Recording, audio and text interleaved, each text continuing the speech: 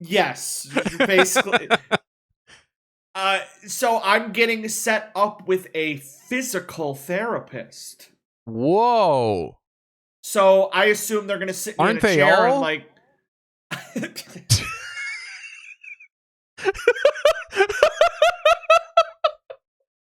God damn it! Listen, I am in immense pain. What are my options?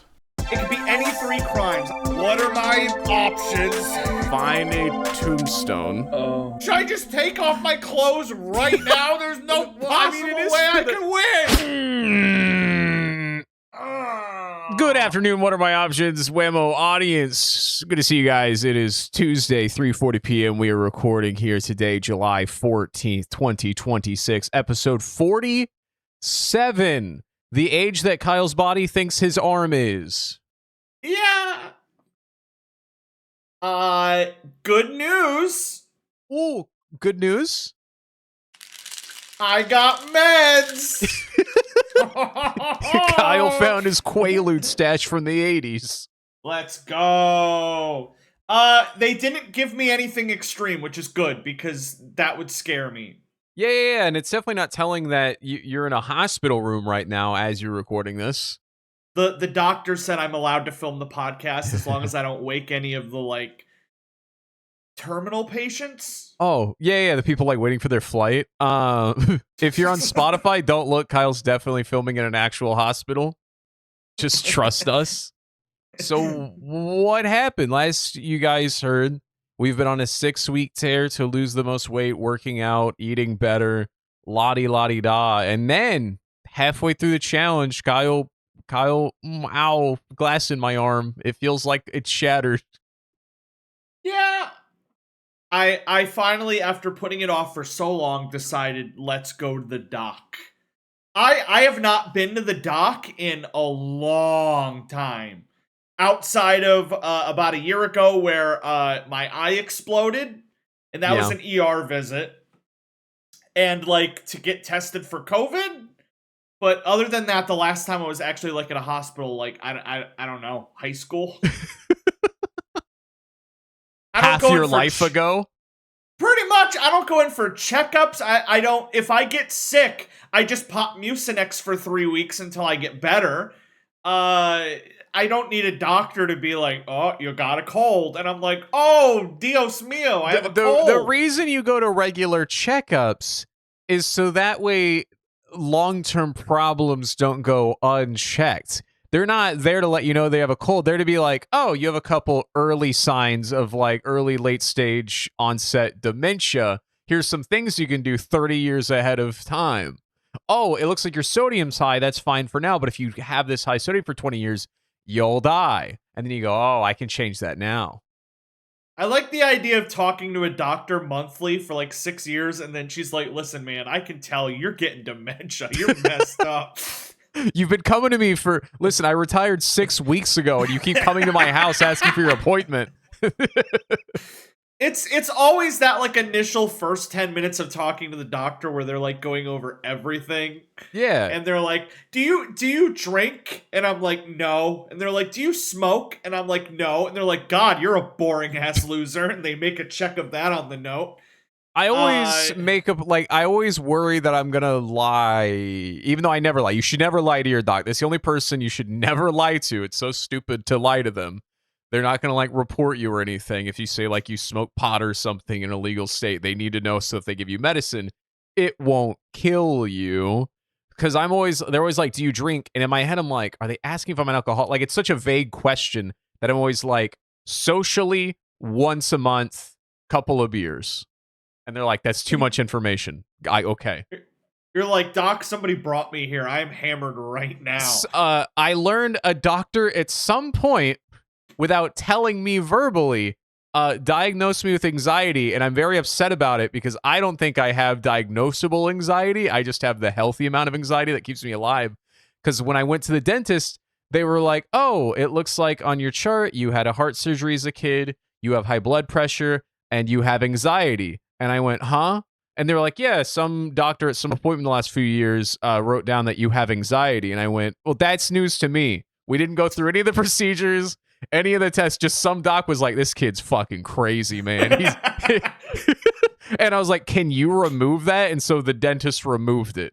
So they're like anxiety, and then in parentheses, he got better. Yeah.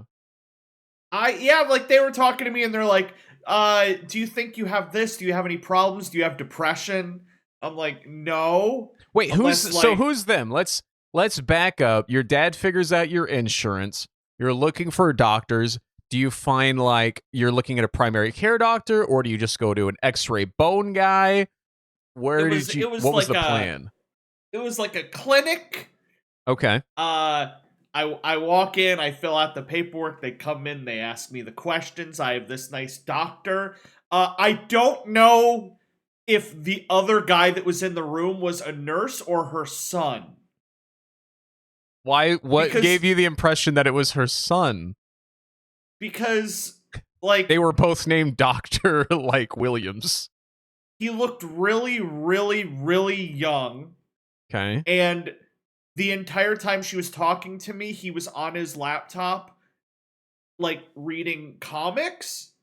And every once in a while, she would look over at him and be like, did you get that? And then he would switch over to a Word thing and type something. And I'm like... Did you think about snitching? Like, could she see that he was reading comics? Or could only you see that he was reading comics? Because I'm pretty sure this is like a...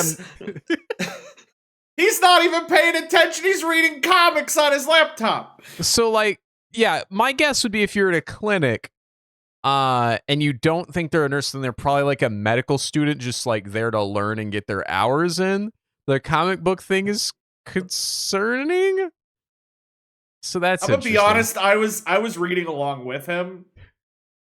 Are you sure it wasn't medical charts and you were like, wow, this is such a good manga that he's reading through right now? Unless goddamn Goku was in medical school, I don't think. Oh, he was reading Dragon Ball Z. Okay. Yeah.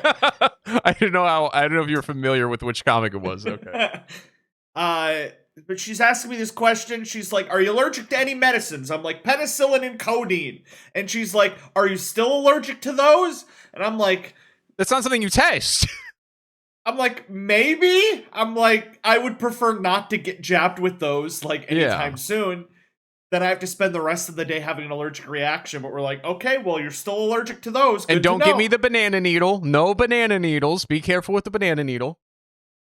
They had a big poster on the wall that literally said, are you allergic to penicillin? Maybe not. Most people get over their penicillin allergy in like 3 years. And I'm like... But you don't know that until you die or don't die. So why, like, unless the doctor's gonna be like, just jabs you, what's the test for that? She's like, you feeling lucky? Yeah, just somebody told you you have a penicillin allergy. You're probably just a pussy. She's like, do you have any family medical issues? And I'm like, yeah, my dad's heart's probably gonna explode. My grandparents are like on fire. They took my blood pressure, and apparently my blood pressure was pretty high. What was, can you tell me the number? What's a normal number? You want it to be roughly 120/80. Okay, I don't know if this is good or bad, but mine was like 160 over the minimum. No. 120/80. It's your blood pressure is two numbers. It's a fraction. Like eyes? Yeah, there's 120, and then there's a line, and then there's a smaller number usually under it, and that should be around 80. The top one needs to be within like 10 of 120. The bottom one needs to be within 10 of 80. It is like eyes. It was like 0? Okay, if it was 0, you would be dead because it's measuring pressure of your blood. If there's no pressure in your blood, you're just deceased. I have blood, but it was standing still. Did they check your heart rate? What did that say? I mean, I was breathing and my heart was beating, but like, I know that the blood pressure was bad enough because they were like, do you feel woozy? Yeah, they probably, did they give you medication for your blood pressure, or did they want you to like keep track of it? No, I told them I don't give a shit. I'm like, I'm here for my arm. I don't care if my heart's gonna explode. I can deal with that when it happens. Dude, that high, it'll explode in the next 10 years. Dude, so you remember whenever I started having my issues because of my high blood pressure, I started fainting on stream? That was, mine peaked at 150/100. You're even higher than that. That's when I started being symptomatic. To be fair, I was stressed out because it was my first time at a doctor in like 10 years. 2, my arm is in copious amounts of pain. 3, I didn't sleep that day. Like, I just stayed up and pulled an all-nighter until it was time to go to the doctor. So your systolic, that's the first number. That's usually the larger number. If it's less than 120, that's normal. 120 to 130, that's elevated. 130 to 140, you have high blood pressure. That's what I have. That's why I'm medicated for it. If you have 140 or higher, you have stage 2 hypertension. It means you'll have a lot of hypertension headaches. You might start having symptoms, starts causing long-term blood vessel issues. Because that's like, you want the blood to be able to casually go through your blood vessels. But if it's putting out like 140 PSI, that's not their measurement. But if it's putting like high pressure, it means something's like blocking. It's like when you put your thumb over a water hose. It means you got some like maybe my blockage. right arm is blocked. Maybe that's a problem. And then higher than 180 is a hypertensive crisis. Consult your doctor immediately. Yeah, I've had to take my dad to the hospital because his was like 220. Yeah. At Priscilla's job where she does dental stuff, there's so many people with like dental issues that they need taken care of. And they'll put the blood pressure cuff on first because if it's too high, they just have to be like, you have to solve the blood pressure first or we might kill you here. We can't give you these medications. That's what I was scared. Like after my blood pressure, I'm like, oh, they're going to make this a thing. They're going to be like, we can't worry about repair your arm if you have high blood pressure is crazy. So I got through that, and then they took an X-ray. I think outside of like eye X-rays where they like have you look into the little light. Yeah. I think this was like my first X-ray maybe ever. I've had tons of X-rays are badass, right? I feel like the Incredible Hulk, because first they put the lead vest on you, but not covering the part they need. They've got their specialty glasses. What's crazy is the doctor like leaves the room with you in the machine. It's like, how much is this vest really doing to protect me from radiation? Like they're like, I gotta get the fuck out of here. You got a vest? I didn't get a vest. They didn't give you like no, it's not a literal vest, but it's like a blue thick blanket with like lead in it that they put over like usually your groin so you don't fry your testes or like. Well, after the doctor asked me all these questions, she says that she gave me a little massage. So she came behind me and she gave me a little massage to like feel my muscles, and she's like, "Ooh, your muscles are so big. You're so strong. You're such a tough Did boy." you walk like, into like a fucking did you walk into a Brazzers.com hospital? What the fuck is happening? She had to feel. She felt me up. And she's like, okay, yeah, on your right side of your right arm, it's like completely stiff and like locked up, and your left side, it's normal. So she's like, I think there's some nerves in like your neck, or you might have spine issues. So she's like, we're not going to do an arm x-ray, we're going to do a neck x-ray. And I'm like, okay. So I literally had to stand in front of like this big square, and I had to do like a sideways profile, and then they shined a bunch of flashing lights at my head. Los Angeles Police Department plaque hanging over your side kind Pretty of thing. Much. And then I got done with the x-rays, and they're like, all good. Nothing wrong at all. You have a good spine and a good neck. And I'm like, okay. Can you please look at my arm then? I'm still hurting. Still hurting in my arm. And she's like, well, the problem with x-rays is that they don't really show like nerves and like right, but they'd show if the bone is broken. Yeah, sorry, that's what I know looking. that these people are much more educated than me, but I feel like if you have the insurance to cover the it's not the bone. Yeah, because she went up and she's like, does it hurt when I do this? And she grabbed my arm and she goes, whoosh! Yeah, I guess like, if you're flailing like this, you'd be in pain. Yeah. Yeah. And I'm like, well, that didn't hurt. And she's like, okay, if it was broken, you would have screamed. What a terrible. And she's like, now to test for the penicillin the same way. I'm going to jab it into the arm. So, yeah, I told her it's like spurts and flashes and my hand goes numb. And oh, you pinched a nerve then. Okay, I could have told you that. You son of a bitch. That's basically what she concluded. Yeah, so she's hooked me up She diagnosed you with little bitch boy. Yes, basically. So I'm getting set up with a physical therapist. Whoa. So I assume they're going to sit me in a chair and like...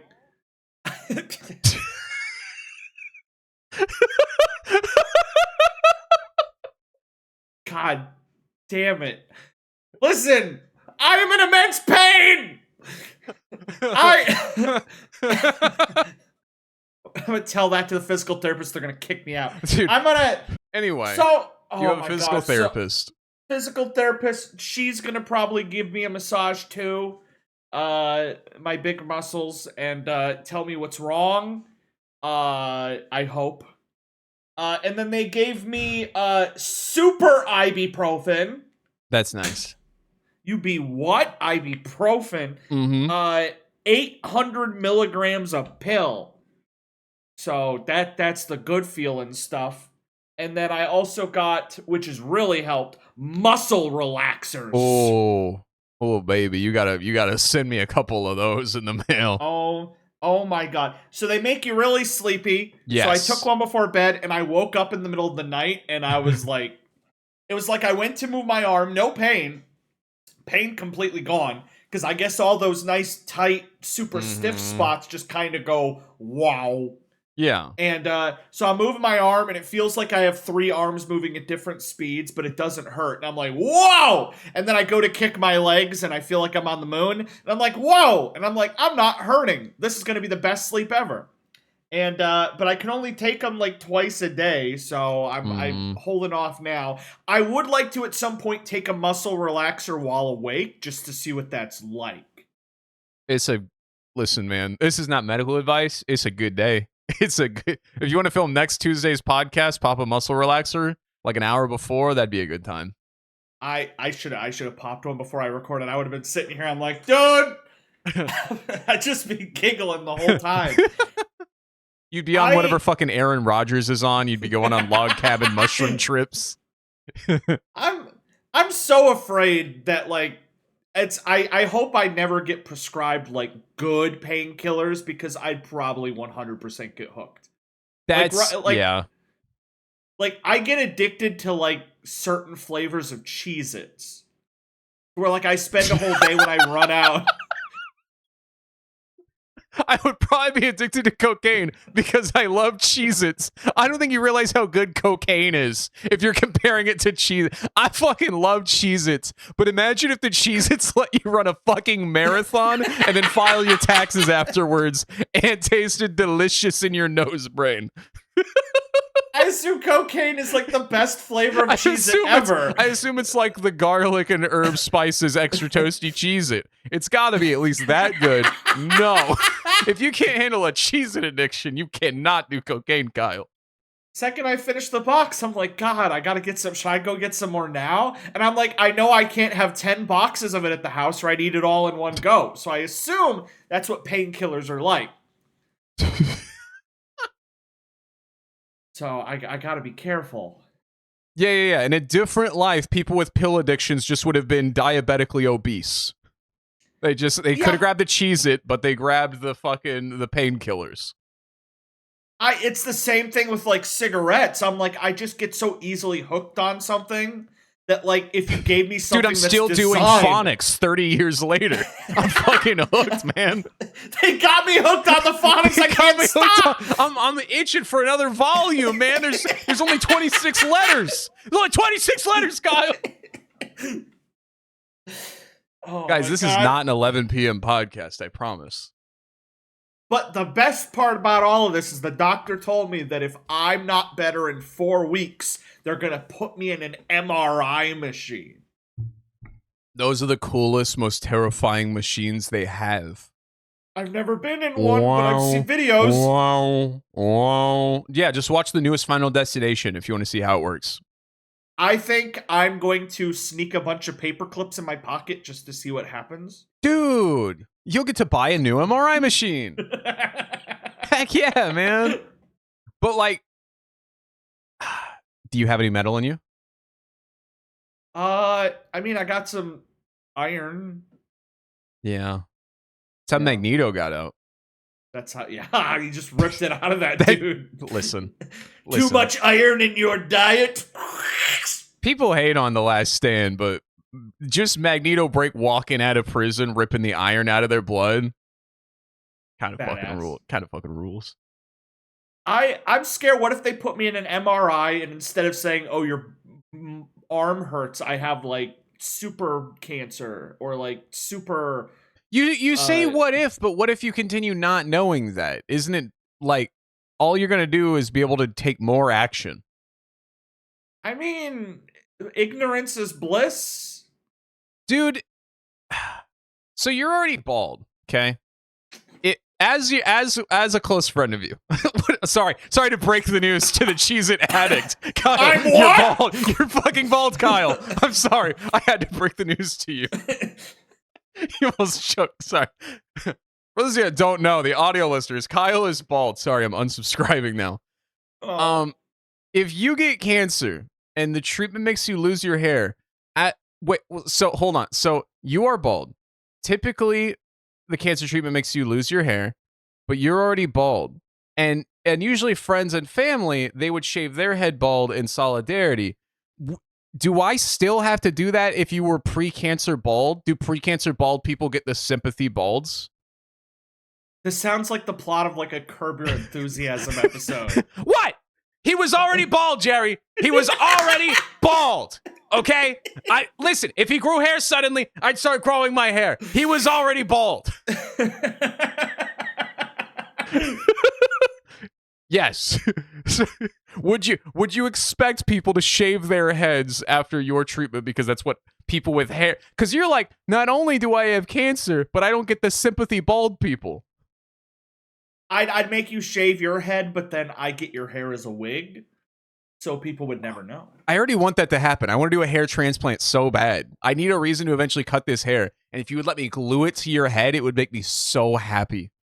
Oh. What about a beard? What about all of this just hanging from your chin?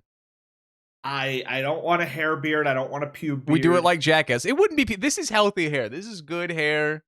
It's luscious, dude. I'm getting tan out here. Not to look at a person in a medical bed, joke about cancer. I'm looking wonderful. I'm healthy. I'm not injured. You are looking pretty tan. Dude, hold on. You want to see how tan I am? I need to flex this. Audience, this will be blurred. This is going to be a really private moment between bros. You pulling out your ass? He's taking it off. Oh, damn! Oh, Lord! Oh, damn! He's showing it all! God damn! Look at that! Wow! Wow! God damn! Oh, man, you guys seeing this blur? Look at this blur. It looks like my neck has a spray-on tan. God damn. God damn! He's just throwing it back. And throwing it forward. He's just throwing it around. I can't believe what I'm seeing. Remember, ladies and gentlemen, if you pay the $100 on Patreon tier, you get to see the full uncensored version of that. Kyle, if you could repeat all the compliments you just said that I couldn't hear, that'd be great. Oh, yeah, I was throwing out compliments for 2 minutes straight. I need to get tank tops, or I need to get confident enough to start going and run shirtless, because I have a farmer's tan. I mean, obviously, and it's crazy. There's something about the guy who runs outside shirtless archetype. Go on. It's just awesome. Just pisses me off. But like, have you went on runs outside in this 100-degree heat with a shirt yet? Do you have this shitty tan? Like, how do I solve the? Look at this. Those are two different hues. What do I do? If you stand out on your front lawn shirtless, and if anybody asks, say you're working on your tan. So I can just stand in a space outside for hours on end doing nothing, and that's okay shirtless. But if I'm clearly exercising and exerting myself shirtless, that's the problem? Yes. Something about shirtless guys standing on his yard, just standing there. I'm like, that's a guy who's got it figured out. He's living life to the fullest. Shirtless guy running, I'm like, what a jackass. What a piece of shit. He should be wearing more clothing in this direct sunlight in this 100-degree heat, running several miles while I'm inserting a fork into my cheese puffs in the passenger seat to eat. Exactly. I'm driving in a car and I'm stuffing food in my face, and this swole ass buff dude is running around shirtless outside. I'm like, so you're it assuming just makes me swole. look bad. What about overweight guy shirtless? I think that's a statement. I think that's a dead man walking in this heat. I don't think he's getting far. I thought I was gonna get some like bro help. You were like, you know what, Trey? Screw what other people think. Start going on your runs without a shirt on. You're looking good, but you're like, you fat piece of shit. And if you're not fat, you look like an asshole too. But I'm out there because I'm trying to lose some weight. I'm trying to win this challenge. I think today is our final weigh-in before the official weigh-in. That way, we don't know anything. We're 16. Actually, we're 17 days away from the finale. We're not too far apart. Okay, even with your arm injury, I got stun locked pretty hard at 200. Have you weighed yourself today? No, and it's probably not going to be good. Have you been eating good still, at least? I just had a whole box of Cheez-Its.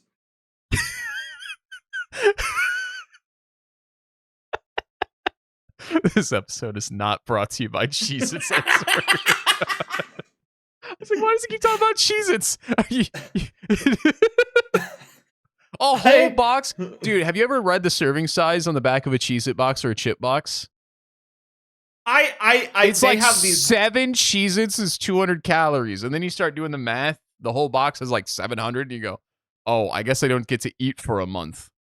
That's why you just knock out a whole box. Like, I wanted a little bit of chips today, just because I missed it so bad. And I was at the gas station grabbing my 0-calorie Diet Dew, and I grabbed my pizza Pringles, and I'm like, it's this tiny, like, half-size can, and it says 140 calories per serving. I go, oh, 1 can is 1 serving. What asshole is not eating the fucking half can of Pringles in 1 sitting? And it says there's 3 fucking servings in it, which means it's like 600 calories. Because I thought certain medicines affect your weight. So this muscle relaxant, maybe it's one of those medicines that makes you drop a lot of weight, and then I can eat all the Cheez-Its and Pringles I want. But there are some medicines that do the opposite. Most of them make you hold water weight, yes, and I'm pretty sure muscle relaxer is one of them. I hopped on Reddit since I just Googled the medicine the doctor gave me. Since starting the medicine, I have gained nearly 30 pounds. First month, I gained the medicine 10 a box pounds. of Cheez-Its? Holy shit! Okay, somebody said 8 pounds in 6 weeks. Somebody said 10 pounds in 10 days. You gotta remember, these are also people taking muscle relaxers who probably aren't working out, like, so they're probably gaining weight also for that reason. You're also, I don't know if your doctor told you, you're supposed to eat a big meal with these types of pills. With muscle relaxers. You that's have the thing to that eat.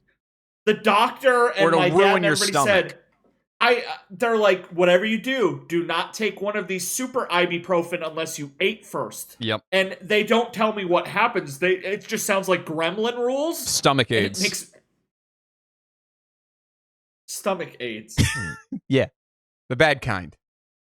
Am I going to poop too much? Am I going to poop too little? No, you'll poop big blood. Tumby ache? No. It can rip through the lining of your stomach.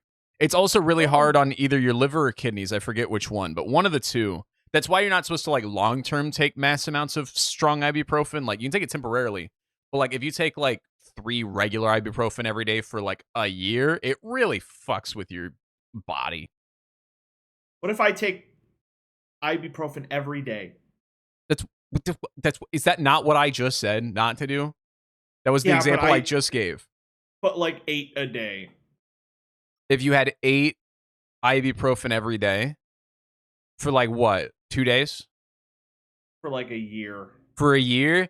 Yeah, you'd probably, your pancreas would fail, or your liver, or your kidneys. One of the 3. The audience can Google it.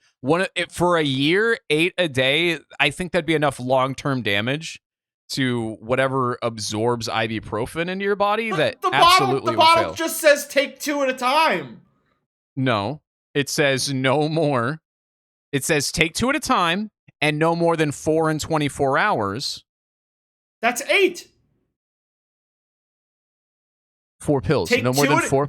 Take 2 at a time. Oh, No more I than thought it 4 was- individual pills in a day, not 4 doses. I thought it was doses. I thought it was take 2 at a time, no more than 4 times a day. Oh. And yeah, any medication, if you take it every single day, yeah, eventually that's going to pile up. Your body's organs are not built to constantly sift through that. Am I gonna die? Are you taking ibuprofen 8 times a day every day for a year? What do you mean? What do you mean are you gonna die? I have lower back pain. Have you been taking 8 ibuprofen every day for a year now? Yes or no, Kyle? I mean, it's more like 4 years at this point. Have I told you to get a primary care doctor and get your goddamn blood checked? And they can check, and they'll let you know. And you let them know how much ibuprofen you've been taking. Because you probably do have a fucking spinal issue. Did you tell your doc about your lower back issue? Yes. So they usually ask, they go, are you taking a medication? What do you say? I said sometimes a daily vitamin. I said a box of Cheez-Its and a daily vitamin. Balances out, I figure. Yeah. So you didn't tell them that you take 8 ibuprofen every day? I mean, that's not medicine. That's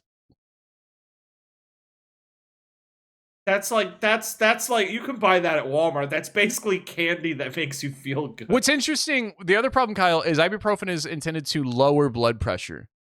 So without your 8 ibuprofen a day, you may actually have higher blood pressure. So if anything, I need more. Well, sure. You get back to me with your findings. It's like a load-bearing ibuprofen. The second I stop, I die. I think there's an episode of House like that where like a treatment that will kill him. That was pretty much every episode. Ugh. Man. Anyway. So okay. My final weigh-in before the actual finale in 17 days. How much do you think I weigh? I'm gonna say you are at 196. 198. Hey! I've lost Should 8. I go do a quick weigh-in or If you could, to tease the audience, if you're within 5 pounds, then this is anybody's game still. All right. It ain't gonna be good. I'm hoping for a 202 for you. I have not been to the gym, and I've been lazy, and I've been kind of eating some bullshit. Let me go check. Oh. I swear, if I have given myself tapeworms and eating nothing but chicken and rice and chicken and salads and chicken and rice and chicken and salads and pure cottage cheese for snacks, celery and carrots, sans ranch, and Kyle's over here eating boxes of Cheez-Its, I will cry. Don't let him know. It has been miserable.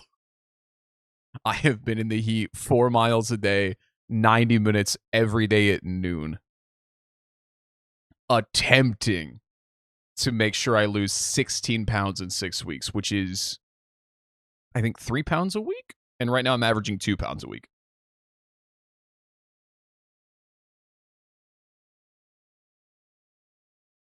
Ugh. I want to remind you, it said this medicine makes you gain weight. So I'm sitting at a very reasonable 208. Fair enough. And would we like to let the audience know what our weights were when we started the challenge a full month ago? Remind me. 206.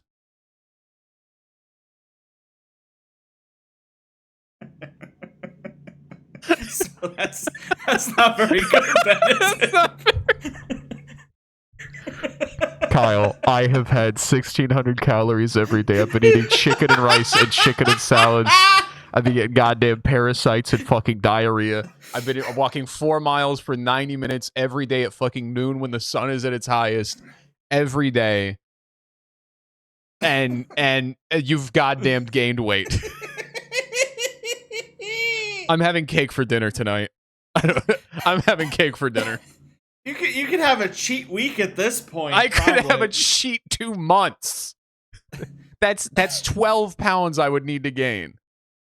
I literally went from like 6 hours of gym a week, eating practically nothing, and all these steps at work, to eating junk, 0 hours of gym.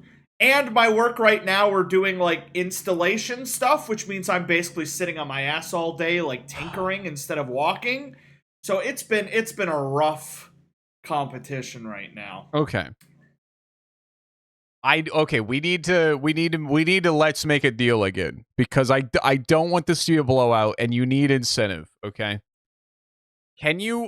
Firstly, before I cut a deal, can you attest that you will do your best to still win this challenge with all odds stacked against you?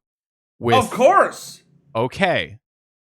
So you're going to weigh less than 208 at Goofy Guy? 100%. Okay. I will say, if you can get within, because this will really light a fire in my ass that I really need. If you can get within 5 pounds of my weight at Goofy Guy, so whatever we both weigh at Goofy Guy, if you're within 5 pounds, I will give you 1 point, and I won't get a point. If you beat me at Goofy Guy and weigh less than me at Goofy Guy somehow, I will give you 2 points. Oh. The only way I get a point is if I beat you at Goofy Guy and by more than 5 pounds. I 100%. I'll have to not buy Cheez-Its tonight when I go back to the store. Why? Don't go back to the store! I'm out of Cheez-Its! But you're not buying Cheez-Its at the store! Well, now I can't! I've had a shit week, man. I've had a shit fucking week. I know your arm. You've had your arm thing. God. Hold on. Let me get my notes. Let me walk you through this. We filmed the podcast on Tuesdays, so we filmed the pod Tuesday, and right before that podcast, I was a little down because I had a text from my dad that the last of my blood grandmothers had passed away. I'm out of grandmas. And so that was upsetting. And then Wednesday, I go to the visitation. It's open casket. I didn't realize it. This is Priscilla's first open casket, and I did not prep her for just seeing a dead body on display, which is never, it's not a great time.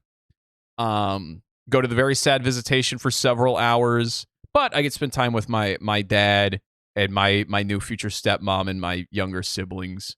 And then Thursday, I got to get up early because that's the funeral. And we have a privacy curtain. We're like up in the Lincoln seats, whereas the public is in the regular seats. Like, I felt like a doctor studying a funeral, like Nathan Fielder on what is it, The Rehearsal. Like, I was studying how people go to funerals. Cried a lot. I got diarrhea and had to go find a bathroom, and I ended up stumbling on a different person's dead body who was set up for the next funeral, because I just started wandering around the funeral home looking for a bathroom, and I went, that's a dead body. And then I ran outside to my car and chugged a bunch of Pepto, and then I went back in, and Priscilla goes, "Did you find the bathroom?" I go, "No, but I found a dead body. Anyways, over here." We went back to watching the funeral. When you said I stumbled upon a dead body, I thought there was going to be like a murder mystery. No, we're at a funeral home. There's meant to be dead bodies here. It would be crazy. That'd be the perfect place to hide a body. No. A perfect crime. The perfect crime. And so Thursday that happens. I have a nice meal with my family before they head back to Oklahoma. And very sad, many tears. Thursday night, Me and Priscilla were relaxing. We go to bed. I wake up Friday morning. I go on my walk. I come home. I get in the shower. Priscilla's asleep. And then she comes in and she goes, "Are you almost in showering?" And I go, "No, I just got in. I'm covered in soap." And she goes, "We have to go to this town to meet my mom. We're putting down the last of our cats." And so Friday, I went and I did that with my mother-in-law and my wife. That is a much rougher. I've never seen an animal be put down before. That fucking sucks. The animal does not like it. Shocker. So God, that really sucked. And I was like, all right, that my bad luck has let's have a one good day. And Friday night, we're trying to sleep, and the storms come in. And usually they hit down in Oklahoma where all the trees went out. There was the hail. And me and P are trying to sleep, and it's just a normal storm. It's lulling me to sleep. But then I hear hail, and I get excited as a Midwesterner. I go, "Oh, shit! Fuck yeah, hail!" And I'm in my boxers. I sprint to the back door. I throw the back door open, and just torrential sideways rain blasts through my doorway. And I'm just soaked instantly, water all over the laundry room, and I slam it shut. And I look at Priscilla, and I go, "Well, that's crazy." And then I feel my feet getting wetter, and I look down, and because it's that sideways rain, it's just coming through all the cracks around the door, flooding the laundry room. So we get all the towels in the house. We got to like pull them around the door because it's flooding the laundry room. I keep an eye on that. Ultimately, there's no hail damage. We got to luck. If we hadn't been back there and done that, the water just would have leaked into the laundry room for like an hour, and that would have really sucked. So I'm glad I was an idiot and did that. Throughout the night, lots of people lose power. Our power flickers, but we keep power. We hear about a lot of things around town, but we're looking out the windows. Everything's fine. I wake up Saturday and I go, okay, I'm going to go on my 3-mile walk. I'm going to be nosy. I'm going to look at all the storm damage, take photos for Priscilla, look for all the power lines down. I'll go on an adventure. I don't see a thing. It's like no storm happened. All these people were complaining about nothing. I walk all the way back home through my backyard. Priscilla's asleep napping. I get in my shower, and the moment the water hits my head, I hear boom, boom, boom, and Priscilla screams. I dive out of the shower because the power's surging on and off like violently, like not like normal. The storm's been done for 12 hours, so I'm very fucking confused. And so I dive out because I'm soaked in water coming out of metal pipes, and I know there's an electrical issue. So I dive out, almost eat shit on the bathroom floor. I'm soaking wet, covered in soap. And I have to throw open the bathroom door while naked to go find the issue in case it's urgent. But Priscilla's screaming bloody murder, and I almost go like, I don't think I want to open the door. It sounds worse out. Like the way she's reacting, I think the water heater exploded or like a gas line. There's a fire out there. I go, shit, maybe I'm safer in here where the water is.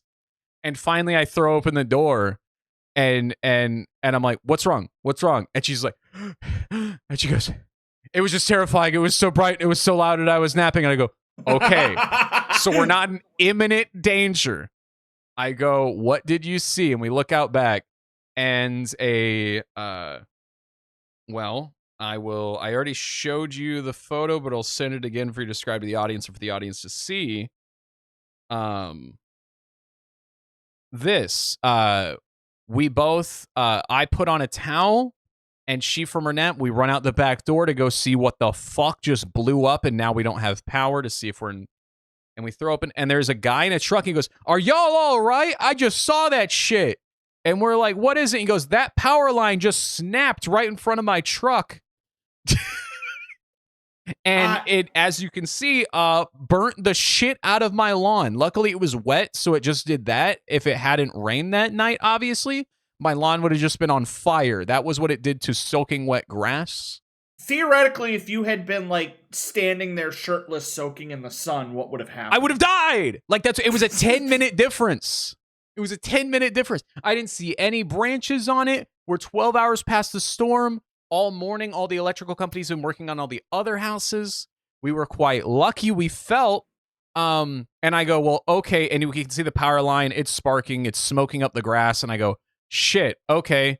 I need to get dressed. I'm still covered in suds, soaking wet, and I have to do that thing that's uncomfortable. You get dressed even though you're soaking wet. I got to exit the house out front to get away from the power. We call the fire department. They send people immediately. They close down the street. There's people at the Brahms nearby with their kids just walking over to investigate. And we're like, get your fucking kids. There's a live wire there. They'll just fry. What are you doing? Because the Brahms lost power. So all the customers were investigating. Everyone in like a 10-block radius lost power because of our wire that just snapped.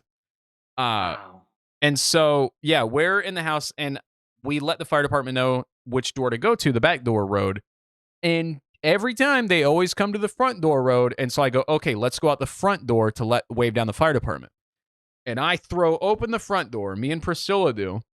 And immediately I see a guy on his roof yell at me, "Are you guys all right?"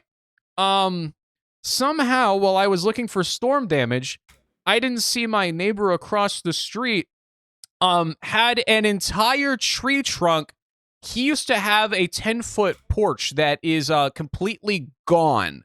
Half of his roof is gone, and he's on the roof. He goes, "Are you guys all right?" And me and Priscilla are like, "What the fuck is happening right?" I was like, how did I miss this while I was surveying the damage this morning? And he's asking if we're all right. I'm like, there's a tree. And I'm like, yeah. And he goes, "I already called the electric company. It looked real bad." And I go, okay. And I go inside and go, I probably should have asked if he was okay. But we let the fire department we let them know to go out back. They show up. It's like a literal crop circle. Yeah, it looks crazy once we found it. Yeah, half the line was laying on the next door vacant house to us, not the cat lady house, but the other vacant house on the other side just across it. There was like burn marks on the outside of the house where like the cable snapped and got fried. That's a little video of the fire department showing up. That was exciting.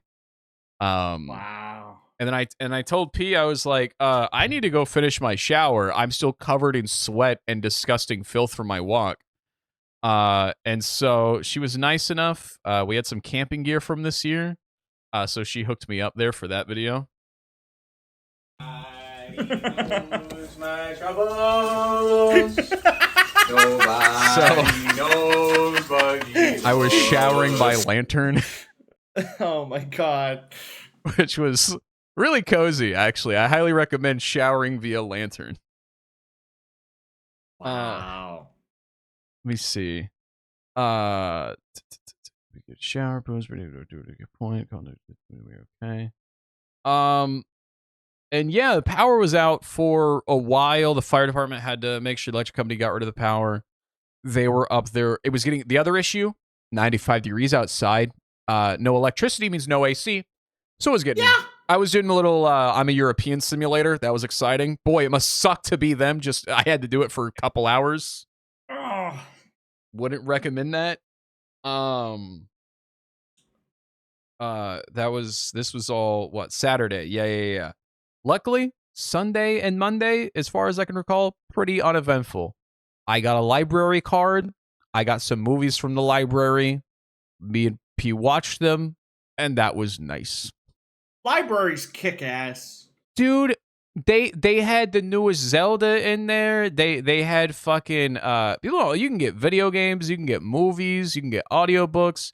Also, when you have a library card, you get their online subscriptions. You can access like any audiobook for free, and yeah, you get like 2 weeks. I thought it was gonna be like Blockbuster where they're like, you have 7 days, get this back here ASAP. I got 2 books and 2 movies. It's free for Kansas residents. I thought I had to pay like money or something. No, it's just knowledge. I once went to a library and I once returned something 2 days late.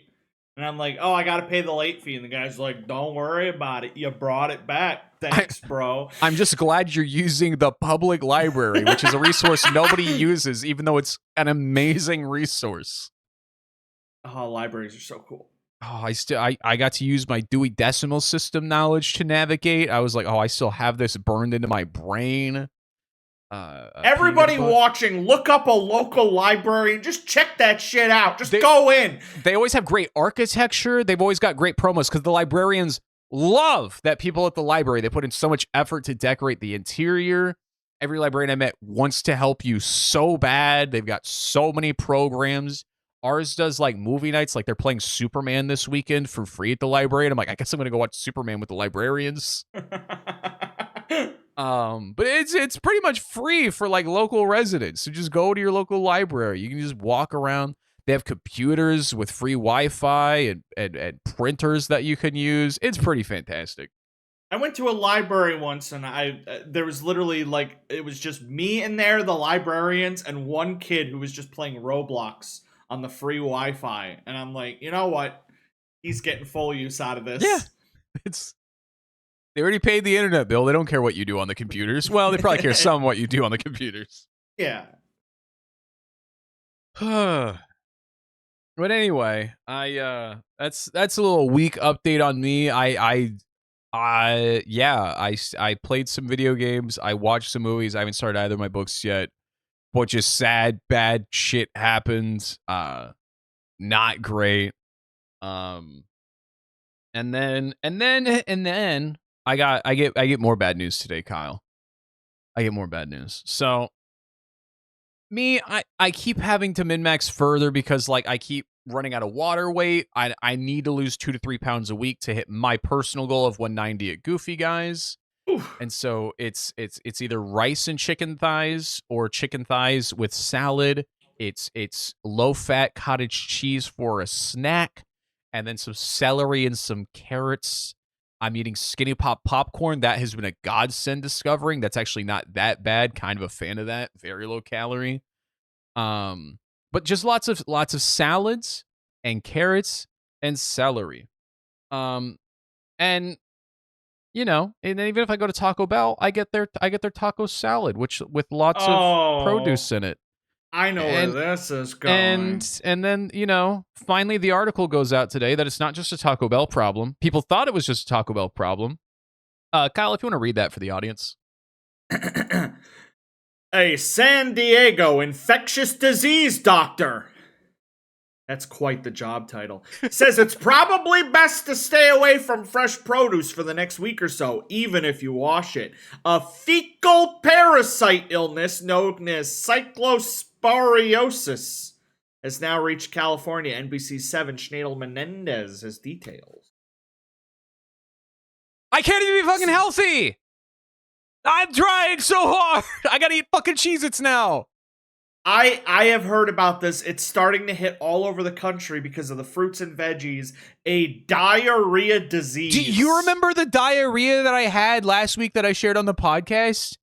I might already have this parasite, or I'm going to get, because it has a 7-day incubation period. So you don't know which food caused it, which is why a lot of people thought Taco Bell because their lettuce and their guacamole. It waits 7 days and then makes you just shit violent diarrhea until you eventually go to the doctor. They get you antibiotics, and then it takes a couple weeks to get it out of you. I don't know if I don't think I have it, but boy, that diarrhea came out of nowhere, and I did have Taco Bell that week. I've been eating so much lettuce and kale and spinach, watermelon, fucking onions, peppers, avocados. Fuck me, man.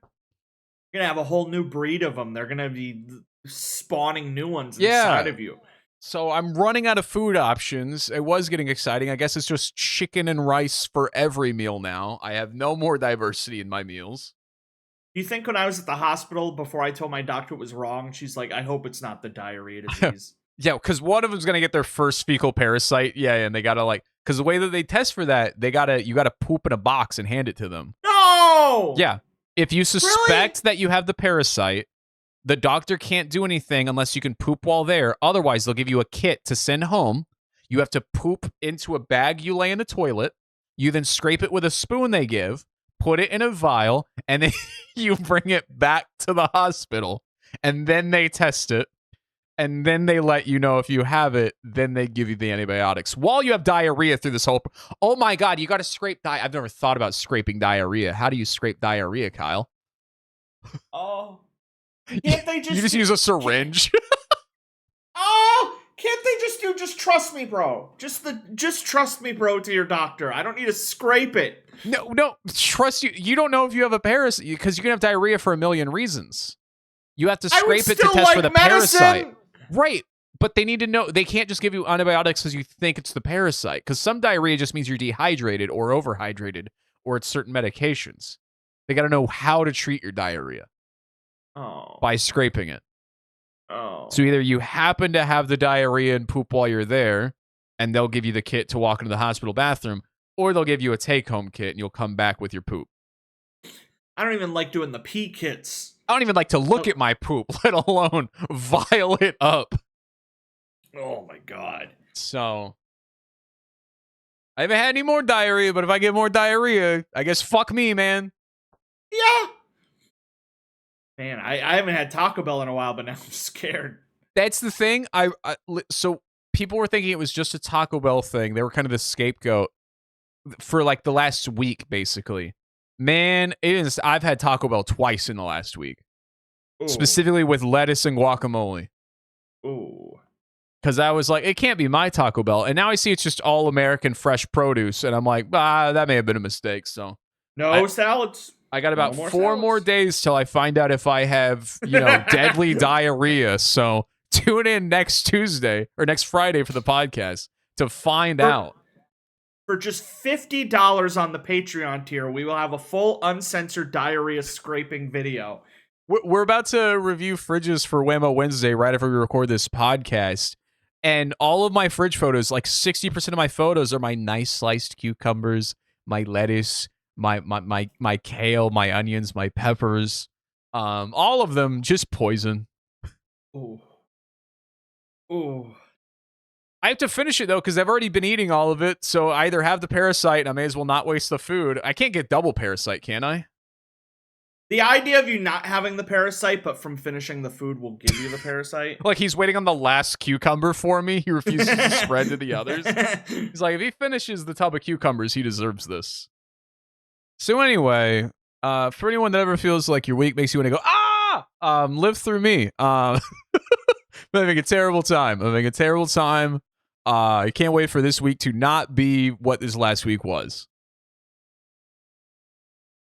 I had a decent week. It was probably better than yours. How many boxes of Cheez-Its was that? About 3. Hell yeah, man. I finally watched the cinematic masterpiece of the year, Sheep Detectives. Oh, I thought you were going to say Obsession. Obsession ain't got nothing on Sheep Detectives, okay? I laugh, I cried, I clapped.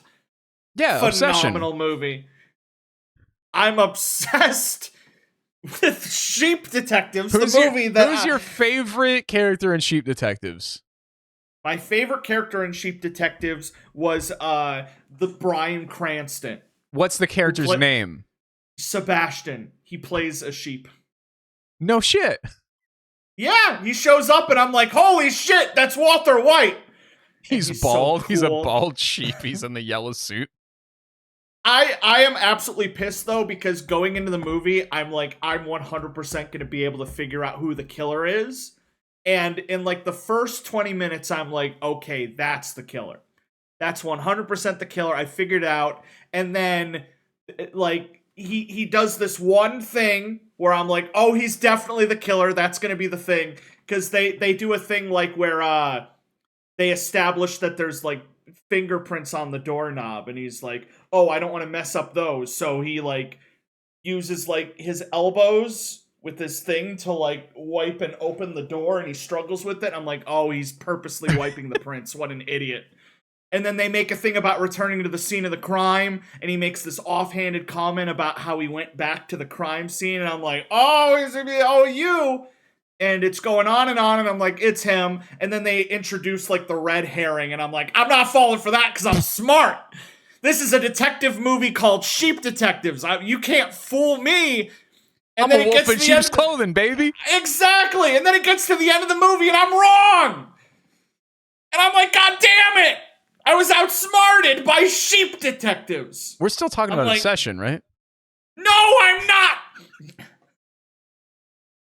So very, very good movie. It's free on Amazon Prime. I didn't guess the killer because I'm a stupid, dumbass idiot. There were too many characters. I What a botched stupid, dumbass idiot. So stupid. God. And yeah, before I went to the doctor, I went to GameStop and I traded in some games. Now, I know you told me... You got, what, $7 for your collection? I didn't trade them all in because a lot of my good stuff and my rare stuff and my old stuff I'm going to sell online. Okay, you traded in the slop. I traded in some slop, some new stuff and a couple old ones. And GameStop, those sons of bitches, they hit me with the... I got the game I wanted because I thought I'd have enough for one game. Mm-hmm. And then I got the game and surprisingly, they're like, okay, you still have... like $160 of credit left. And I'm like, wow. I'm like, with the freaking absolute garbage that I turned in, I got like $200 something. I was surprised. And I'm like, okay, well, I'll probably do the rest in cash. And they're like, well, if you do it, you get $50 in cash. Not even that. They told me I would get $18. Isn't that crazy? Ain't that some shit? See, I warned you, they're man. Like, they're like, if you get something in the store or pre-order, it's like $160, or we can give you $18 of cash. And I'm like, that seems like a bit of a difference. even if they offered me like $130, I'd have been like, oh, okay, well, cash is probably more important than, a Mario game. Yeah. So I had to walk around the store and freaking pick out like 3 more games, pre-order some games. I'm like, God damn it. So instead of having more cash, I have more games that I did not want, which I will probably trade into GameStop in a year for $18 more. Yeah, I went in to get some spare cash to have some gas money, and I walked out with all these video games. I'm like, this is not what I came here for. Oh my God. So I'm hoping, I don't know. I gotta freaking do that website. Start selling, because okay, there is one game that I'm gonna bring to GameStop, but there's a problem. Okay.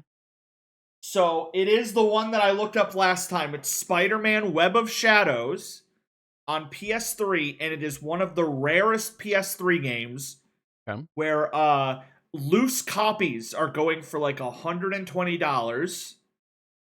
Complete copies are going for like $200, and the boxes are going for like, $40 on their own. Now, the problem is that I cannot sell it that way because the game doesn't work. What? And the problem is that when I bought it from GameStop in 2018, I got it for $15, and I didn't test it for like 6 months, and once I put it in my PS3, it didn't work. So what I think I'm gonna do is GameStop sold me a game that didn't work, so I'm gonna sell it back to them. Now, there will be another chump next in line that will get a game that won't work. When you traded in the games, did they not test them at the counter? No, they literally just hold them up. Anytime I've brought video games to GameStop, they immediately turn around to the TV, and I cross my fingers because I made sure it worked at home, and they'll put it in there, and sometimes it won't load, and I go, you're on the wrong input, you're on the wrong input. And then they change the input, and I go, oh, thank God, now it works. Well, I brought in, 10 games. So yeah, if you bring in one game, and you expect them to give you $100 without double-checking that it works, maybe they will. I had some PS3, some DS. Yeah. It was like, you could also try selling your games. Like, you're in a big area. You could try either local Craigslist or Facebook Marketplace. That's one of the best place to sell video games. There's 1,000 nerds in your radius that probably want to collect it, and then they just give you cash. I'll definitely do that. It's just the idea that the rarest game I own doesn't work. Yeah. I feel like it's just a way of me getting my money back from GameStop.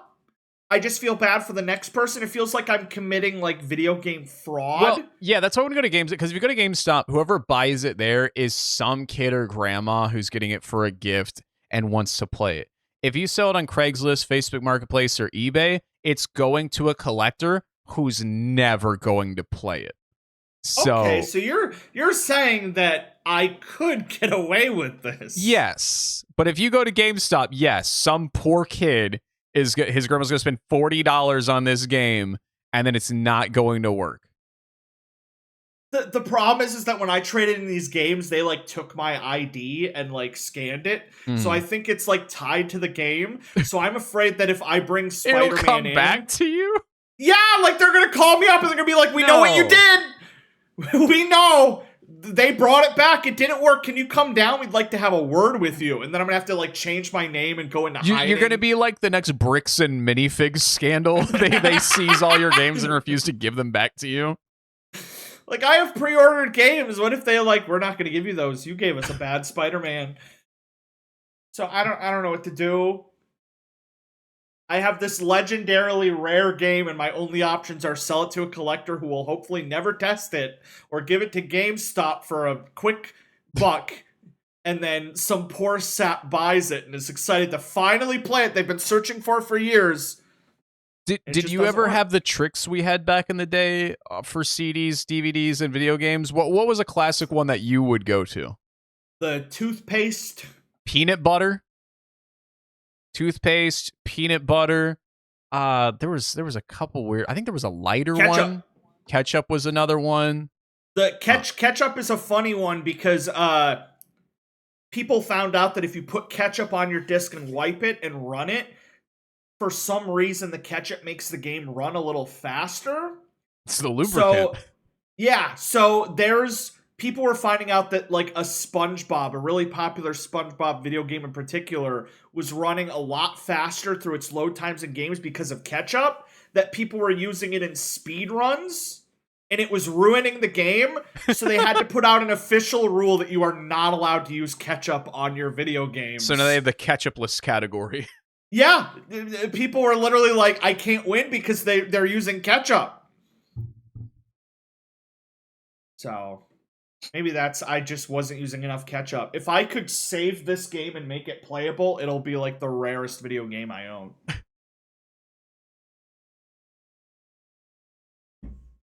We did not do any viewer comments or questions last week. So I think before we get too deep into the second hour of the podcast, we got to talk to them a little bit. We get these answered. We'll answer you. Listen, if you ever have questions, do not seek out an adult. Do not seek out a teacher. Come to us. We have the answers. Everything. We know everything. Kyle, what should your blood pressure be? I told you 40 minutes ago. 2020. Precisely. Okay, some of these might be a little old, but I got to go through the backlog of comments and questions and things that people are saying. Okay. As someone that discovered you guys after the pod started, what are the games you like? I know you have streaming history, but I'd love to know the genre of games you two enjoy. We both, I don't think, like a specific genre. Not to speak for Kyle immediately, but like, we like different kinds of slop. I would say Kyle likes quality slop. And I like gamer slop. I like Halo. I like Battlefield, but I also like Enter the Dungeon. I also like Towerfall Ascension. I also like speedrunners. My most played, hold on, I can actually pull this up right here on my computer. I'm going to go through. Now, these aren't necessarily my favorites because remember, I'm a streamer, so I did a lot of Jackbox. Jackbox is not in my top 10 games all time, but hours played because of Twitch is it's way up there. Okay, library. Okay. Hours played. Okay. 1, 2, 3, 4, 5, 6. Love Split Second. That's probably my favorite game of all time. I love racing games, but I don't like arcade racing, but I don't like racing sim either. They don't make, what would you call that? Like it's like Need for Speed Rivals, like something that exists like flow state racing. Not, arcade kitty Hot Wheels racing, and it's not F1 racing. Like a roller coaster racing game in a way?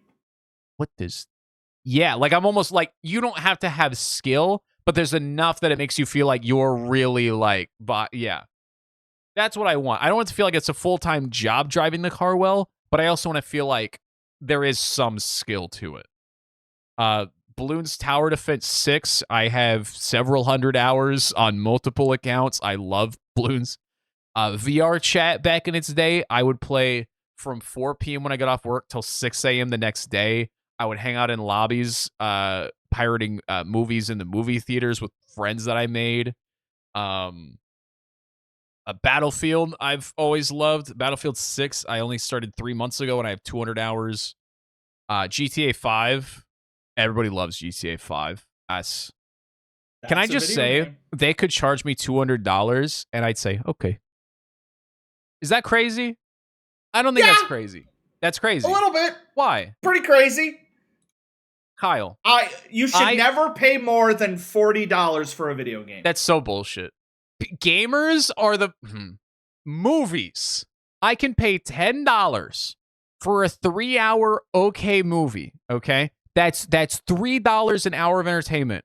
Or GTA 5 has been around for 50% of my life, 15 years, thousands of hours. It cost me $60. I have given them a penny per hour of entertainment. But if you'd waited for a sale, that extra $20 could have gone to... I did wait for a sale because I bought it for the Xbox 360. I bought it for the Xbox One. I bought it for the Xbox One S. I bought it for my PC, and I bought it for a PS4. I have happily spent over $200 on GTA 5. The value, if you actually look at it, like...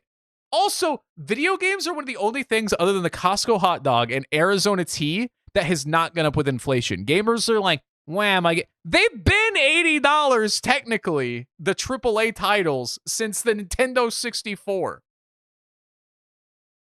Yeah, but I feel like, back then it was worth it. Have you seen... I would say GTA 5. The graphics? GTA 5 is worth $80 1,000 times more than Paperboy is worth $80. I think Paperboy. You're sleeping on Paperboy. Fact that That's Paperboy, and then 30 goddamn years later, GTA 6, which will probably be the last installment that will run for 20 years of extended content, are both $80. The federal minimum wage hasn't moved in that fucking time. The Costco hot dog gas is skyrocketing. Rent is... Listen. And if you don't want it, you don't want the AAA titles, indie gaming is exploding. There's 1,000 games on Steam for $1 right now, or even free, that you can get thousands of hours in. So you're saying that if a Costco hot dog got raised to $50, you feel like at this point in time, it just feels more worth it than the Costco of old. I don't know what... I want to play GTA 6. I don't know what you're saying to me right now. You're freaking me out, man. You're saying video games haven't gone up in price. I think they've earned... I think video games have been there long enough and done more than people think that they've... They shouldn't go up 50 times in price. It shouldn't go from $80 to $700 for a game. But for a game that I trust, because of what GTA 5 did, indie games can't do that. That's why, GTA 5, probably a penny an hour. But games like Fortnite or Roblox, which are free, same hour count, some of those games have to do that and can do that to get their name out there. But Rockstar has earned my dollar. I can trust GTA 6 at minimum. The least hours I could probably play is 200 hours. So even then, if I give them $200, that's $1 an hour. You can't get that in an arcade. You can't get that at a mini golf. And it's a much deeper experience than get some of these other places. You can connect to these characters. You make friends and relationships. People make jobs out of these games. I think they should have free-to-play Costco hot dogs. You're really hung up on the Costco hot dog. I think you're just hungry after the Cheez-It talk. I think so. I made this a little while ago. It's probably been updated. You can flash it on screen. It's my top 25 video games of all time, sorted by year. I still gotta make this. Everything on here is the best the best games. I got Burnout 3 on there. I got Katamari Damacy, my favorite game of all time. I only put one Sonic game, or these would be all Sonic games. Are these Crash Band. in no particular order? Or sorted by release date. Okay. Yeah. Okay. And, oh my god, Kingdom Hearts. In your Metal top 25 Gear. video game all time. Yep. Dr. Robotnik's Mean Bean Machine. Okay. Not only is that the best puzzle game ever made, I could put any Puyo Puyo. It's Dr. Robotnik's Mean Bean Machine. Maybe like the actual best game ever made. Maybe the best game on that entire list. Every other one, I was coming in here to make fun of this and be like, classic. Kyle fucking loves Sonic and Katamari. But no, this covers about every space here. Little Planet, Dead Space, Bully, all great stuff. I don't know, a top 25 would be hard for me because, yeah, I've always been a casual gamer through and through. I know I don't like true open world. That's why I never got into the Zelda games. It's too. I need some guide rails. I don't have the time like in World of Warcraft or a Zelda game to explore every nook and cranny in Skyrim to go on every side quest. I've got an hour after work. Give me a task. Let's move on. Let's progress. I can tell I'm gonna hate a game if it has a crafting system. You don't like Minecraft? I hate Minecraft. Interesting. Minecraft's one of those games that even now, again, that talk about value. I paid $20. I don't know what the price for Minecraft is now. I paid $20 probably for the beta. I mean, I was in high school. And even now, once a year, I have a 3-month stint where I return and I go, oh my God. And I grind it for 3 months. I juice it dry. And then I retire it, and I go, I'm finally done. But then a year goes by, and my friends are like, we should make a Minecraft server. We should make a Minecraft server. And I just go in for another. I've never missed a year of Minecraft. They should make a Minecraft-themed Costco hot dog. I love that I just said I hate open world. I hate side quests. And then I go, fucking Minecraft, man. I can't get it. That's like the most open ever. I play it very linearly, though, I guess, would be my argument for that. But anyway, continuing my Steam, after GTA 5 and my yell, Marvel Snap, 600 hours. I discovered thanks to Fairfruit, who made Premateria a couple years ago. I love card game. I'd never played PC arena card game. Bro. I'm getting there, man.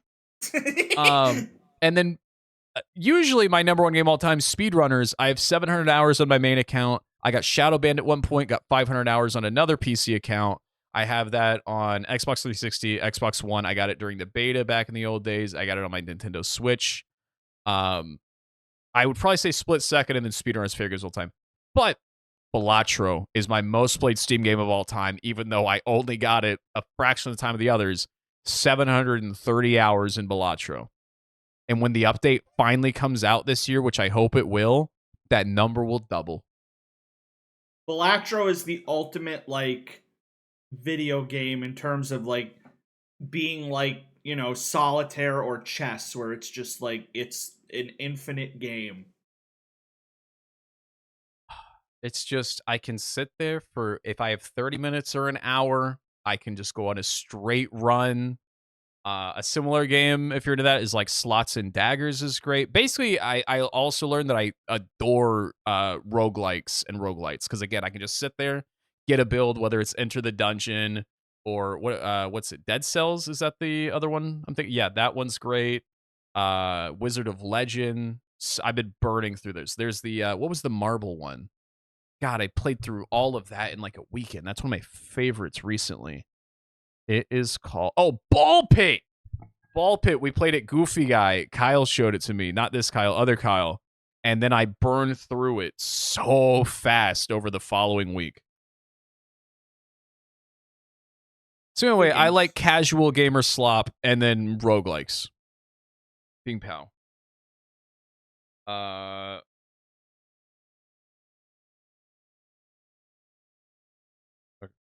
Where are my notes? Okay, next question.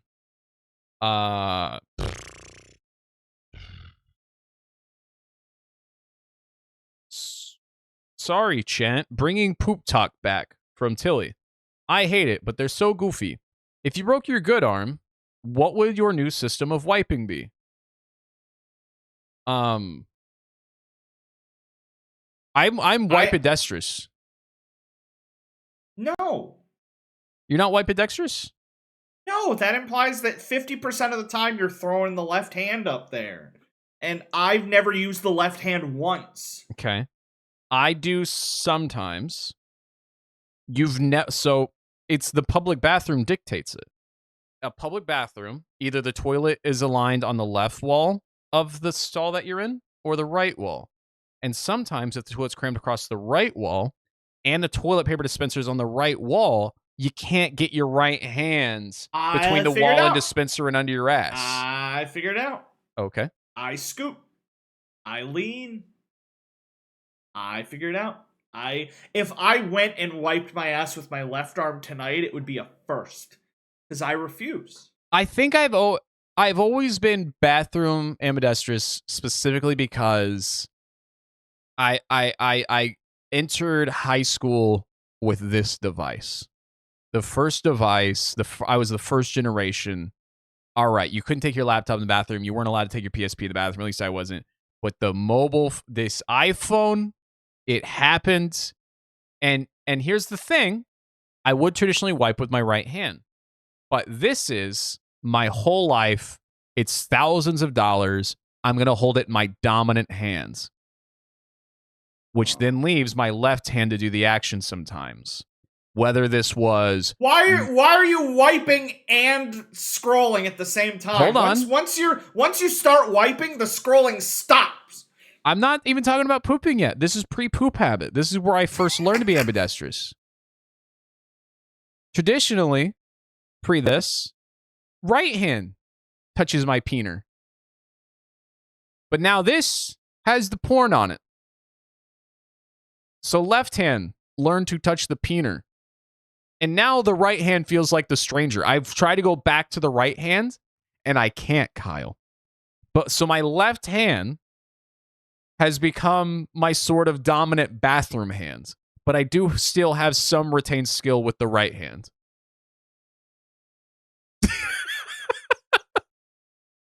Is that controversial? Yeah. Okay. So, okay, you break your right hand, smart man. What do you do?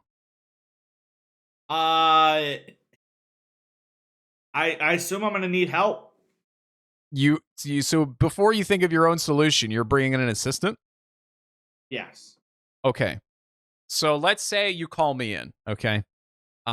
It's classic toilet against the back wall. You've got space on your left, space on your right. I can maneuver however I need. What are you doing to help me help you? Well, as I've stated before, I do not stand and wipe, so you're going to have to like reach through even the with an front assistant, crack. Even with an assistant, you wouldn't. I'm staying seated. You're going to stay seated. Okay. So you're going to have to go under peener and balls Okay. through the front little hole, scoop kind of towards you. With your only left hand, would you at least help me out and move your peener and balls to one side for me so I can more easily access the undercarriage? I was just gonna like be giving you a thumbs up with my left hand the whole time to like you just kind of motivate you. I was gonna be scrolling through Twitter actually on my phone because I can't do it with my other hand, idiot. So if I find a funny video, I could be like, "Hey, watch this." Hey, look at it. I'm just slapping your peener around trying to. It's like the guard at the gates trying to stop me from.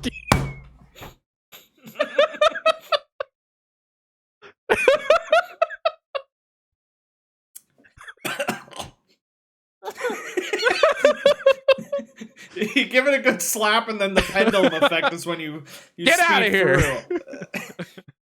I bring a spray bottle. It's just like down, boy. Tilly, great question. For the I'm lightheaded. Holy shit.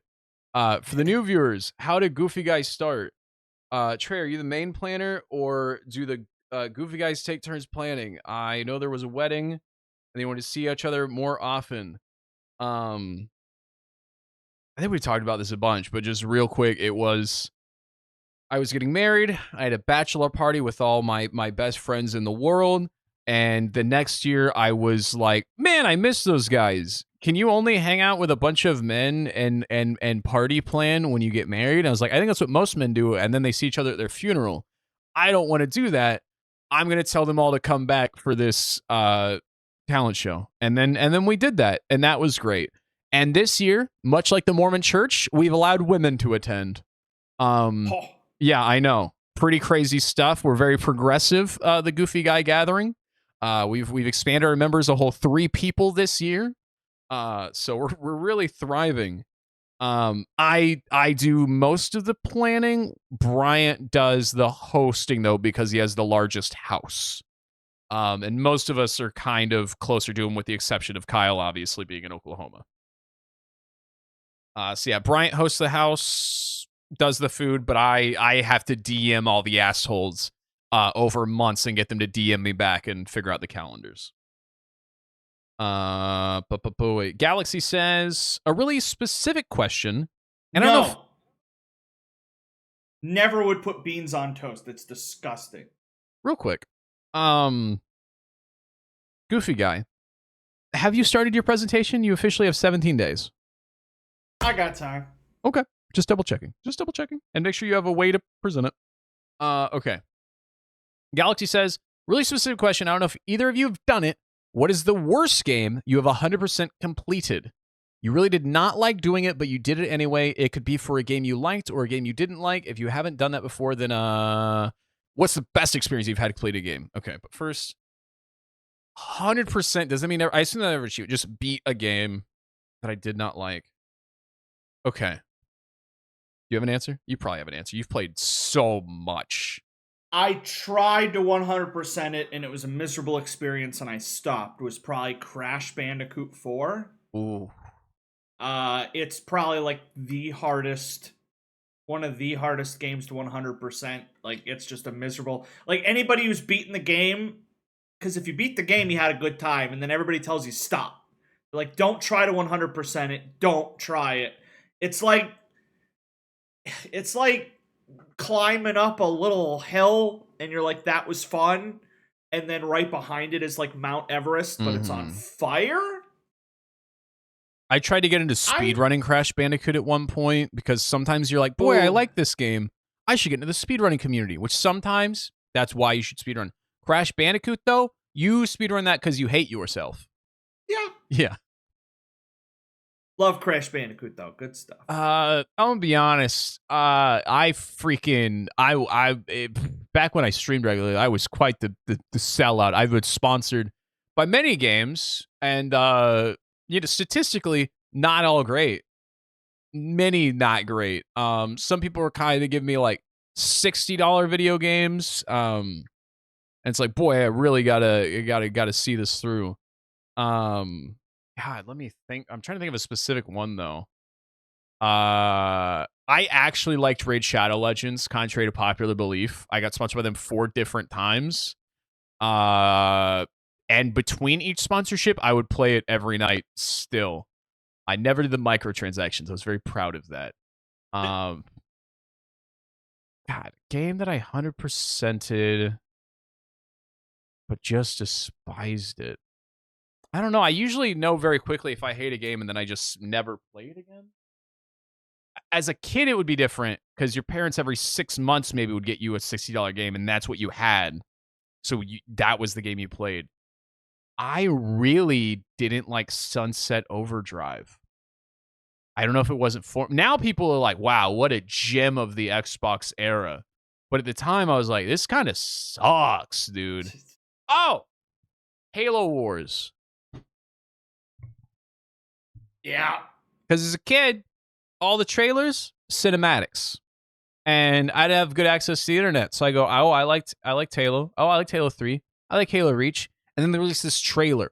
Oh my God, there's 32 wraiths coming over There's Ghost. There's Master Chief leading a battalion of warriors. I'm like, wow, it's like Battlefield Warfare in the Halo universe. This is a beautiful game. All I asked for Christmas that year. I put in the disc. I boot it up, and it's a goddamn top-down strategy war simulator. And I played it for 5 minutes, and me and my brothers went, they lied to us. And that's when we learned to do way more research in the future and to not trust cinematics. But I felt so bad. That was the only game I got this year. It was like $60, and I just never, ever, ever played it until I took it to a GameStop and exchanged it. Damn.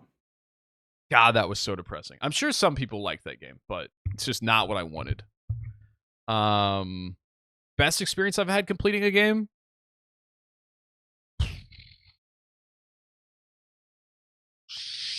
Speedrunners, probably. It made me fall in love with Twitch. My first year of Twitch was just me learning speedrunners and meeting the community, and it was wonderful. I like completing stuff, which, real quick, a quick aside. I have a lot of platinum trophies. Hang on, let me see real quick. Colin.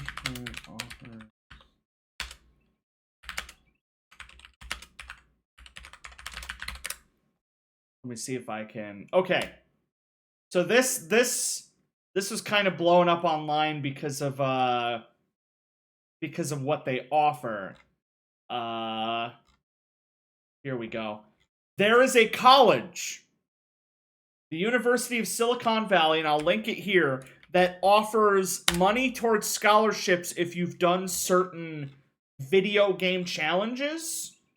And they have different video games listed and different, like, things listed. So, like, for example, PlayStation. If you have 10 plus platinum trophies that are rare, that have, like, less than 1% of people have that, then you get a bunch of money. Xbox, 100,000 plus gamer store. Stuff for RuneScape, World of Warcraft. They got something in Geometry Dash where if you've beaten enough hard Geometry Dash levels, if you've 100%ed the Binding of Isaac, you get money towards your scholarship. Dead Cells, Hades, they should have a Balatro one. Why? I do not know. Elden Ring, Platinum Trophy. I have the Platinum Trophy in Elden Ring. I could get a scholarship. Straight up, I could get a scholarship. Cuphead, S rank on all bosses. I have that. Well, guess what? You get money on your scholarship. Chess.com, 2400 score. Ooh, that one's tough. Minecraft, all 115 advancements completed. Every child has that. Well, then, there you go. Ark Survival Evolved, all bosses plus Ascension. Fuck you, man. I'm not going to college. Geometry Dash. Perfect Stardew Valley. What a nice way to get money for college. What a peaceful way. You could study or you could just play Stardew Valley and be cozy. Beat Saber, all expert plus songs S rank. Do you know how jacked you would be at that college? Ori and the Will of Wisps, just 100% in the game? That's, dude. Wait, achievement verification package. Send us screenshot. You just got to send them screenshots. Yeah. Okay. Let me look at this. Oh my god. Can earn up to $15,000 on your scholarship by stacking awards. Kyle, can you imagine? You have to write an essay. Well, every college requires an essay, but what you do is you do an essay and... No. What I mean is, to apply for the Video Gamer Achievement Scholarship, step 1 is send them the screenshots. Step 2, you send them your transcripts. Step 3, you have to write an essay reflecting on your mastery of these video games and what your pursuit of mastery of Binding of Isaac taught you about learning, persistence, or problem solving. So that's the connection there. It's, you've shown that you can put effort towards something. Now explain to us why and how that would help you in college. I mean, if they're like, listen, you have the Platinum Trophy in every Dark Souls game, so you're probably, gonna kick ass at college. Weighted scoring determines award amount. So the achievement gets you 60%, the essay 20%, and 20% academics. So if you only do the achievement part, that's still only a 60% out of 100. I mean, it's just nice to know that I have a paid scholarship ready for me right now, because I've completed a lot of the stuff on that list. What if my game isn't listed? What if you want to do Then the you're a Teal Hollow dork-ass fan loser. game? Submit it with documentation of its rarity. Less than 5% of people have completed it. Oh, dude, there's so many fucking video games that I've beat that You less might than 5%. have the... What about Balatro? Yes, You there's a perfected it? Balatro achievement that less than 5% have, for sure. And an explanation of the mastery involved. The committee reviews all on a... There's a committee that has to review these dorks' games and whether or not they count for college money. They're like... it says this guy beat Doki Doki Literature Club in just 2 hours. Okay, I guess I'm going to take a weekend and watch a bunch of speedruns to see how cool that is. Comes back to work. Guys, I think I quit this fucking job. I was playing Danganronpa. It's like a medieval council where they're like all in robes around the orb. Yeah, it's like in Hot Fuzz. God damn. The greater good. What's up with the... Okay. Dear What Are My Conspiracies? As we've talked about one of my favorite Weird Topic streams, I wanted to ask about one of the other weird things I like, the outer space creatures, aliens, extraterrestrials. Do you personally believe in them? What do you expect them to look like? And lastly, have you ever had anything that you could only explain by aliens? Yeah. Hey. Aliens are real, 100%. They're out there. That's We're 100%. always saying, do we believe in aliens? But do you think aliens believe in us? Yeah, but in the same way we believe in them, where like they picture us as like big, freaky, grotesque alien things. Oh, and I meant like, do they believe in me like they're rooting for me to get the Binding of Isaac achievement so I can go to college? No. Oh, okay. They're not like supportive. Like scientifically, mathematically, probability, aliens are real. Duh. Have they ever been to Earth? No. Think of how many suns there are. That's one. There's you. That's one right there, baby. Exactly. And around every sun is like some planets. Is a bald moon. It's a bald moon. No, I've never seen anything that I would say had to be aliens. Because there's nothing that can only be described by aliens. Because if you can only describe it with aliens, you can only describe it with ghosts. And the Babadook and werewolves. I was looking outside at night one time, and up in the sky there was like a white light, and it like really fast like zigzagged, and then like it floated off and disappeared. But it was like super fast. It was like all in 1 second, and I was like, "Holy shit, that was an actual UFO." They were able to defy all major nuclear powered populations and governments and militaries, but Kyle looked out his window at the right time and spotted them. Could have just been a kid with like a really strong, like one of those really strong like pen spotlights. Yeah. I say UFO. The only thing that I've ever had unexplained in my life, and it confuses me and confounds me to this day. Maybe I sleepwalked and was okay. I had a pink Razor flip phone, and I lived at this house with my family in Missouri. I was maybe 12 years old, and I went to bed one night, and I woke up the next day, and my phone was in a slightly different spot, which wasn't that weird. I wasn't as OCD back then and kept track of everything. And a couple days go by, and I'm going through my photos to like send a friend something, and there's a photo from that night while I was asleep. And it's like if the person was standing in the alley behind my house, and they had taken a photo of two people standing on my back porch, but like the person in the alley didn't want the people on the back porch to see them. And I never told anyone this. I never showed like a parent it, because I thought they were in on it. I don't have this phone anymore. I wish I did. And that's the only mystery in my life. I don't ghosts, no, aliens, no, they're not here, but they're out there. But that photo on my phone to this day confounds me. That's the scariest thing I've ever heard. You straight up like went outside, took a photo of these two dudes. They were like straight up the actual Men in Black. They walked up to you. They said, "Look into this light." They went zip, and they sent you back to bed. And you woke up and you saw the photo, and you're like, "What the hell?" So you think I took the photo? Yes. Got it. Okay, so I snuck out of my house at 12, even though I'm terrified of the dark. I go out in the middle of the night. I take a wide berth, and I stealthily take a photo of two people. Will Smith.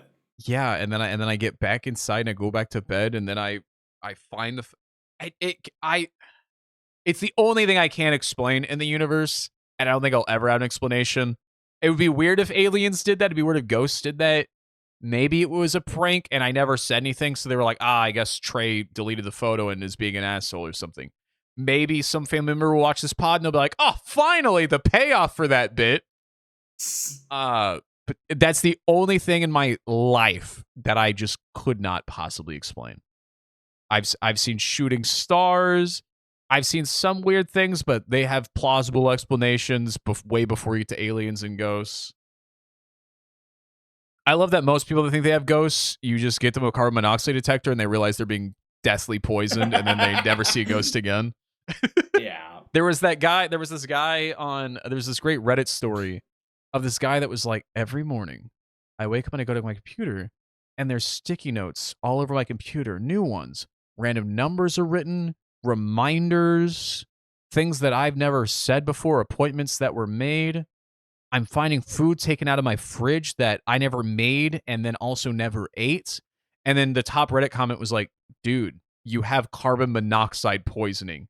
And he called and he had like stage 4 out of 5 or whatever it is, like would have died one more night in that house. And he goes, so I was losing my fucking mind.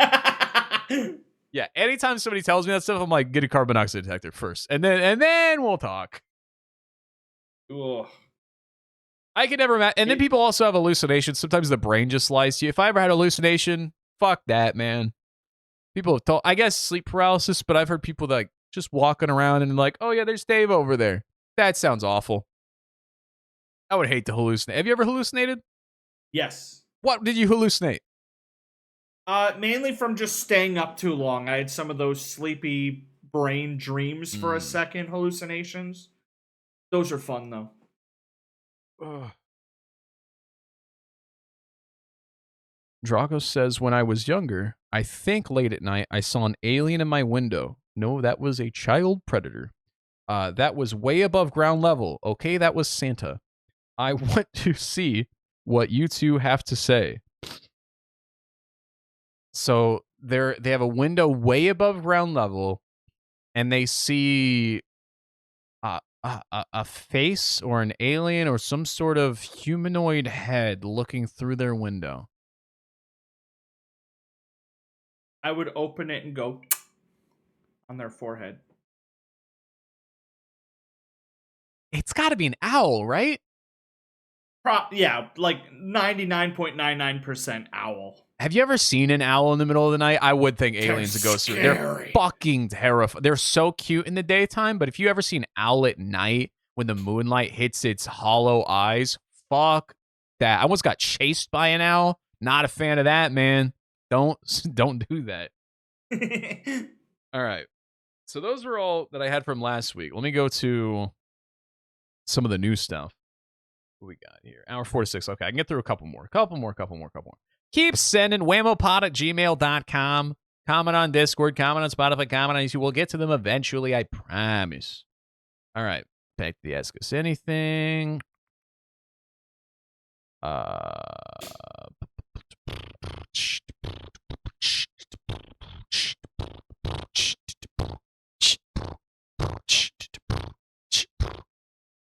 Baziger says, what should I do or say to my friend who unknowingly tried recruiting me to an MLM scheme to be a door-to-door salesman who sells knives?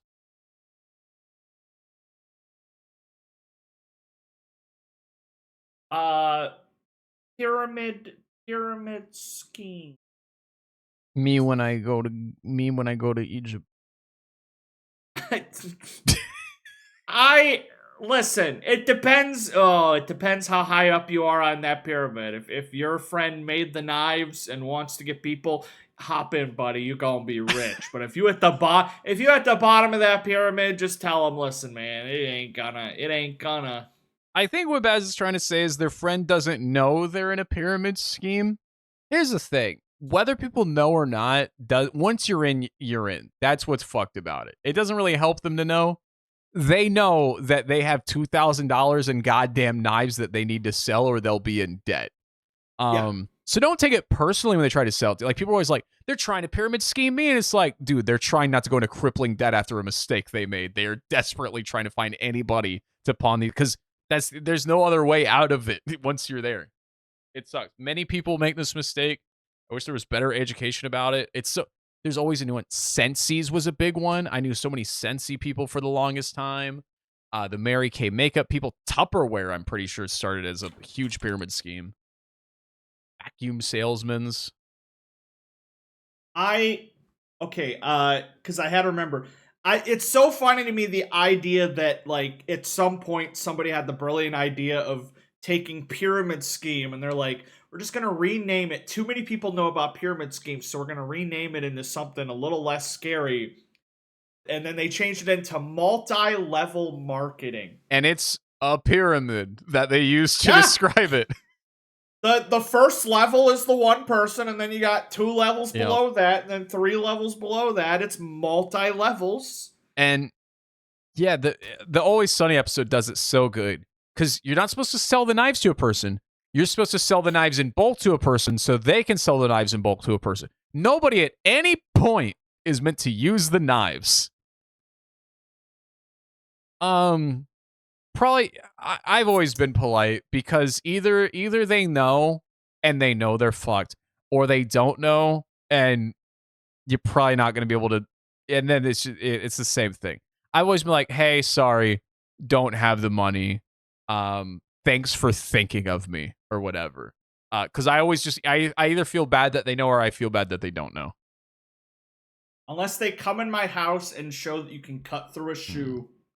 For me, it's never been a friend. Also, it's always like once a year, some person I graduated high school with and have never spoken to will ping me on Facebook. And they're like, hey. And I'm like, hello. And they're like, how have you been? Pretty good. It's like, oh, I've been doing pretty good. Been making a lot of money. Was able to get a new Mustang recently ever since I bought into this blueberry company. Do you ever think you'd like to sell blueberries and be your own entrepreneur? And I go, oh, man, they got him. They got him with the blueberries.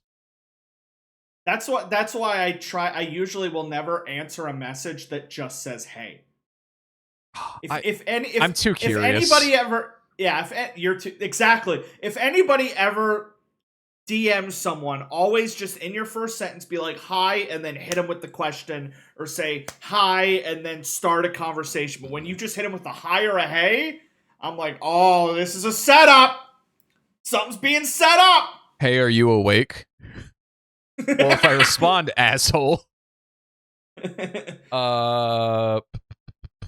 I just got off. This is Jester. I just got off my first ever shift at Dollar Tree. Yay! And while I was there, I had a customer buy 30 energy drinks. Have you ever had any customers purchase anything weird? First of all, clearly first shift, that's not a weird purchase. That's a very normal purchase. Especially That's energy drinks normal. you buy in bulk, it's way cheaper. You buy it. If you know over 2 months you're going to have 30, you may as well buy them all at once. Or you're going to be blowing money. But assuming I worked at Dairy Queen, Little Caesars, and Pizza Hut. So I've had weird food requests.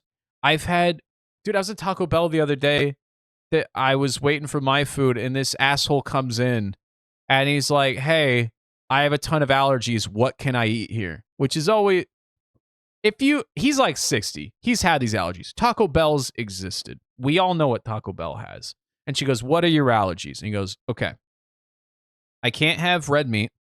I can't have flour, gluten, or wheat. Okay. I can't have this veggies. And I can't have any dairy. So what the fuck, Kyle, is he at a Taco Bell? He can't have the cheese. He can't have most of the veggies. He can't have the beef. And he can't have the tortilla. They can give him some little mild sauce packets. Yeah, she goes, I can give you the cheesy potatoes, no cheese. And he goes, what's that? And she goes, it would just be a cup of sliced potatoes.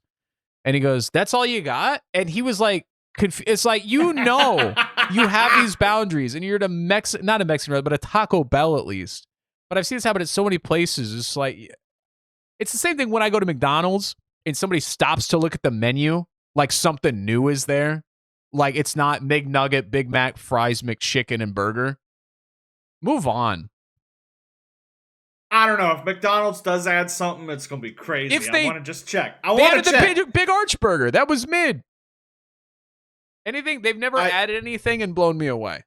The filet of fish is great. The McChicken is great. The quarter pounder, the McDouble, the McNuggets, the fries, the sweet tea.